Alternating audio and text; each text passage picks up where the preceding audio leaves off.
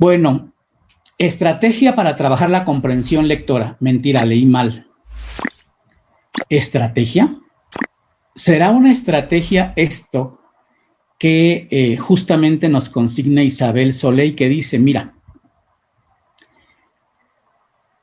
es muy común, es muy conocida esta estrategia, estos pasos. Primer paso, lectura en voz, imagínense un salón de clase.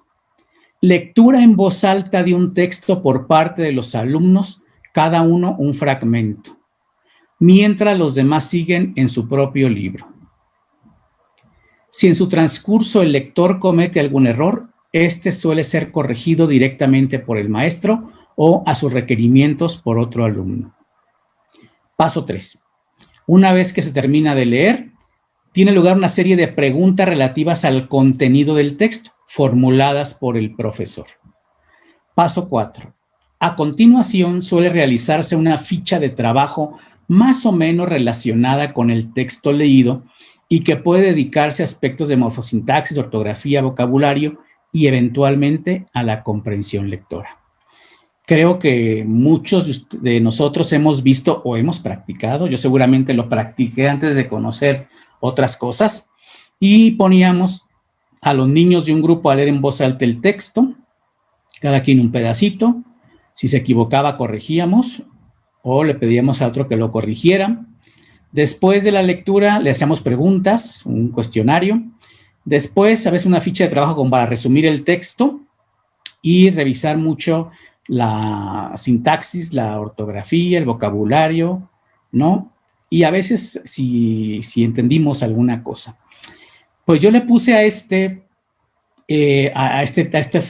estrategia, a esta secuencia, estrategia entre signos de interrogación, porque dice esta mujer, Isabel Solé, lo siguiente. En mi opinión, dicha actividad se refiere en este caso a la evaluación de la comprensión lectora. O sea, el hecho de leer un texto y luego dejar preguntas o una actividad, dice, es evaluar la comprensión lectora, no es enseñar comprensión lectora. Leo, sigo leyendo. Al plantear preguntas sobre el texto leído, el profesor obtiene un balance del producto, una evaluación de lo comprendido, aunque a veces también se ponga en duda esto, ¿no? Pero supone que con esto el maestro obtiene una evaluación de lo comprendido. Esto no lo dice, al menos yo no se lo oí verbalmente a Isabel Solé, sino lo consigna en este libro que decía yo recomiendo mucho, que es Estrategias de Lectura, de la editorial Grao. Dice más al respecto de esta secuencia que hemos presentado. Dice, sin embargo, en esta secuencia no se interviene en el proceso que conduce a ese resultado. No se incide en la evolución de la lectura para proporcionar guías y directrices que permitan comprenderla. En una palabra, y aunque suene fuerte, dice Isabel Solé en este libro, no se enseña a comprender. Qué terrible conclusión de investigaciones que ella ha realizado, ¿no? Y que podemos, si le buscamos, podemos encontrar que efectivamente en la mayoría, en algunas privilegiadas sí, en la mayoría de nuestras escuelas no se enseña a comprender. Se preocupa porque los niños puedan decodificar el texto, y ya que vemos que el niño habla los sonidos de los textos, esperamos que algún día alguien o una cosa mágica le enseñe la comprensión de los textos, ¿no? A veces llega el niño a tercero y dice, no le entendí, y el maestro hace algunas como la que les dije, ¿no? O preguntas, o hace que vuelvan a leer, o de plano se queja y dice, qué mal, eso debió habértelo enseñado el maestro de segundo o de primero, eso ya no me toca a mí. Para mí lo urgente es terminar el libro de texto. Pero más que hablarles yo de lo que dijo Isabel Solé, vamos a escucharla directamente. ¿Qué significa enseñar estrategias de lectura?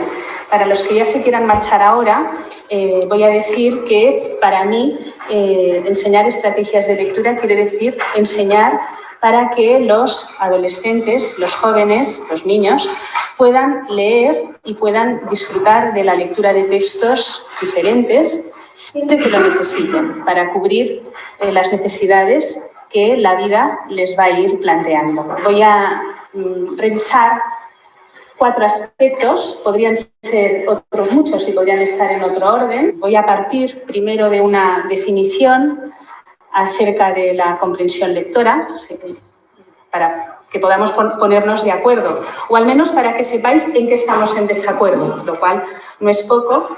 Y voy a discutir si cuando hablamos de comprensión lectora estamos ante una capacidad que tiene un carácter más bien técnico o más bien estratégico. Voy a revisar algunos de los componentes de esa lectura, de esas estrategias, antes, durante y después de leer.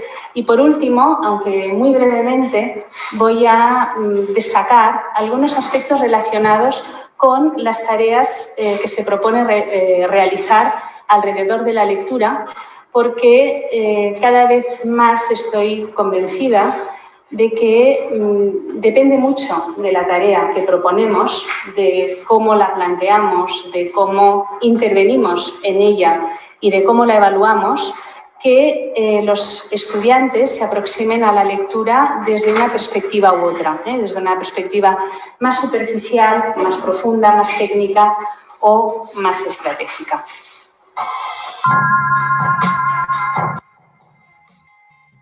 Desde los años 80 del siglo XX se ha ido imponiendo una definición o un modelo sobre la lectura según el cual leer, el producto de la lectura, la comprensión, es el producto de una interacción entre un lector y el texto. Quizá os parezca que no tiene, digamos, mucho contenido. Con mucha frecuencia la lectura ha sido casi siempre decir lo que dice el texto, ¿no?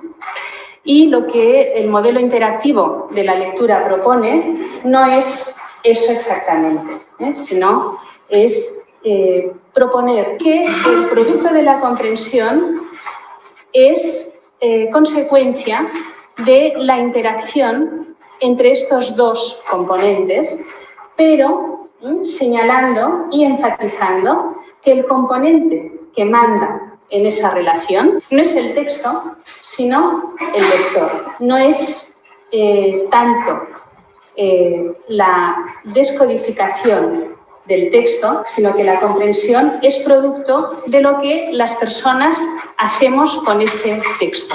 Y eso explica que ante un mismo texto las personas podamos llegar a comprender cosas distintas o nos fijemos.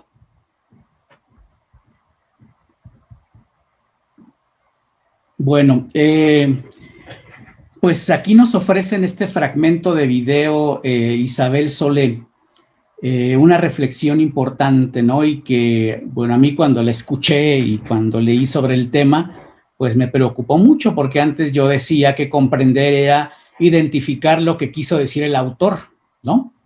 Y aquí nos dice ella, no, en el proceso de lectura, este producto que es la comprensión de lectura es más bien lo que construye el lector con base en el texto.